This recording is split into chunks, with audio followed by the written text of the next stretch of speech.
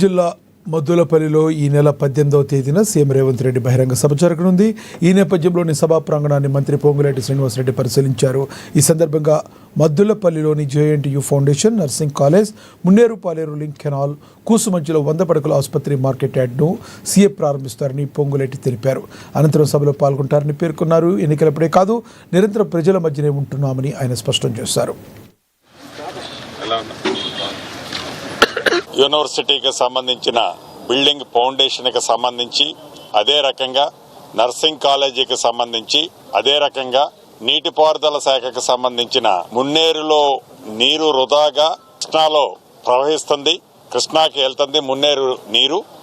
ఆ నీటిని పాలేరులోకి, Munneru to Paleru link క్యానల్కి సంబంధించిన ఫౌండేషను, కూసుమంచిలో 100 పడకల హాస్పిటల్కి సంబంధించిన ఫౌండేషన్తో పాటు మార్కెట్ యార్డు ఏదైతే ఖమ్మంలో పురాతనంగా నిర్మించిన మార్కెట్ యార్డు విశాలంగా లేని కారణంగా ఉమ్మడి ఖమ్మం జిల్లానే కాకుండా పక్క జిల్లాలైన మహబాదు, ఇటు సూర్యాపేట నుంచి మిర్చి పండే టైంలో, మిర్చి కోతకొచ్చే టైంలో లక్షలాది మిర్చి బ్యాగులు అంటే రైతులు తీసుకొస్తుంటే యార్డుకి అది విపరీతంగా ఇబ్బంది అవుతుందని తలంచి దాన్ని మద్దులపల్లి దగ్గర ఒక కొత్త మార్కెట్ స్థాపించడం జరిగింది.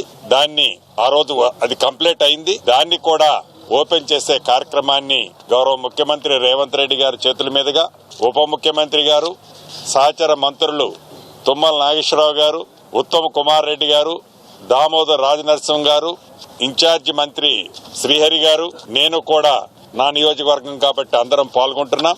సుమారు 362 కోట్ల రూపాయలతో ఫౌండేషన్ స్టోన్లు కానీ, ఓపెనింగ్లు కానీ ఈ 18వ తారీఖు ఉదయం పాలేరు వర్గానికి సంబంధించిన అభివృద్ధి కార్యక్రమాలకి ఫౌండేషన్ స్టోను, ఓపెనింగ్ స్టోన్లు కూడా చేయటం జరుగుతుంది.